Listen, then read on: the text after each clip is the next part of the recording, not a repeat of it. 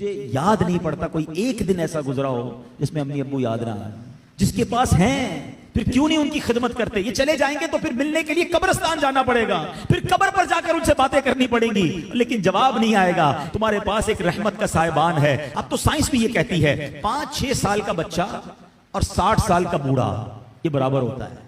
یہ زندگی کا ایک سرکل ہے, بچپن سے شروع ہوتا ہے, جوانی میں جاتا ہے, اور پھر وہاں سے 40 کے بعد عمر ڈھلنا شروع ہوتی ہے. اور بچہ جس طرح 6 سال کا ہوتا ہے نا, نارملی 60 سال 65 سال کا بندہ اسی طرح کا ہو جاتا ہے. اب مجھے ایک بات کا جواب دیجئے, 5 یا 6 سال کا بچہ آپ کے گھر میں ہو اور وہ کوئی سوال آپ سے بار بار کرے, آپ ناراض ہوتے ہیں؟ کیونکہ ہمیں یہ سمجھ آ گئی ہے کہ ابھی 6 سال کا ہے, اس کا انڈرسٹینڈنگ لیول کم ہے, اس کی لسٹنگ پاور کم ہے, اس کے دماغ میں بھی اتنی وسعت نہیں ہے, بچہ ہے اس لیے ضد کر رہا ہے. جس دن آپ یہ سمجھ گئے کہ 60 سال کے بعد تقریباً کم و بیش سننا مشکل ہو جاتا ہے, سمجھنا مشکل ہو جاتا ہے, ضد آ جاتی ہے, فرمائشیں شروع ہو جاتی ہیں, اب آپ اس کو انجوائے کریں. اب اس میں چڑچڑاپن نہ لائیں کہ کیا امی روز بار بار ایک ہی بات کرتی ہو, تمہیں سمجھ تو کچھ آتا نہیں, ابو آپ کو سنائی نہیں دیتا. اللہ اکبر, تم ان سے اس طرح بات کر رہے ہو جنہوں نے تمہیں پال پوس کر بڑا کیا. اللہ کی قسم اب خدمت کا موقع آیا ہے. حقیقت کی بات بتاؤں, خوش نصیب ہے وہ اولاد جس کو ماں باپ بڑھاپے میں ملے.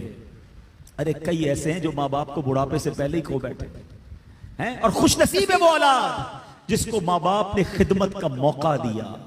ہاں, کئی ماں باپ تو ایسے ہیں جو بچوں کی خدمت کرتے کرتے ہی خود دنیا سے چلے. اگر تمہیں آج خدمت کا موقع ملا ہے نا, یاد کرو میں بھی تو بستر گندا کرتا تھا, میں بھی تو راتیں ان کی تنگ کرتا تھا. اگر میرے ماں باپ بچپن میں یہ فیصلہ کر لیتے کہ میں اس بچے کو کیسے سنبھالوں تو میں تو بے لباس رہ جاتا. کپڑے انہوں نے پہنائے, اگر مجھے وہ چھوڑ دیتے تو میری تعلیم کا کیا ہوتا, میری پرورش کا کیا ہوتا. مجھے آج جو بھی ہوں میں دنیا میں, اپنا ذہن بنا لو میرے پیارے اسلامی بھائیوں, خدا کی قسم اگر آج تمہارے پاس شرافت ہے, عزت ہے, دولت ہے, دنیا میں جو کچھ ہے وہ سب کچھ ہمارے ماں باپ کی برکتوں سے ہے. ہم کچھ بھی نہ ہوتے اگر ماں باپ ہمارا ہاتھ نہ پکڑتے ہیں. اور آج بوڑھے ماں باپ بوجھ لگتے ہیں, آج ان کی بیماری بری لگتی ہے. آج ماں باپ کو بچہ کہہ رہا ہے میں رات کو دوائی نہیں دلاتا, صبح لے جاؤں گا. اسی بچے کو آدھی رات کو اس کا دوست فون کرے, یار میری موٹر سائیکل خراب ہو گئی ہے, پریشان ہو گیا ہوں. ارے تیرے لیے جان حاضر, ابھی آتا ہوں. دوست کے لیے ٹائم ہے تمہارے پاس, ماں باپ کے لیے ٹائم نہیں ہے.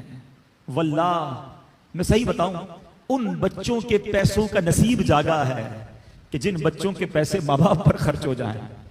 لوگ بچے یہ بھی کہہ رہے ہوتے ماں باپ کو کہ یہ میرے ہیں, میں آپ کو کیوں دوں, میں نے کمائے, تف ہے. یہ کوئی باتیں کرنے والی باپ سے, جس باپ نے اپنے پیٹ کاٹ کاٹ کر ہمیں کھلایا, اپنی خواہشیں مار مار کر. ہو سکتا ہے کبھی بچپن میں کسی کھلونے کی دکان سے ہم گزرے ہوں اور ہم نے کہا ابو یہ کھلونا لینا ہے, باپ کے جیب میں پیسے تھوڑے ہوں, باپ نے اپنے لیے کچھ خریدنے کا سوچا ہو, مگر سوچا ہوگا کوئی بات نہیں جوتے نہیں لیتا, کوئی بات نہیں آج یہ والا کھانا نہیں کھاتا, بچہ رو رہا ہے اس کو کھلونا دلا دوں. انہوں نے ہماری خواہشیں پوری کی اور آج بچہ یہ کہہ رہا ہے کہ یہ پیسے میرے ہیں.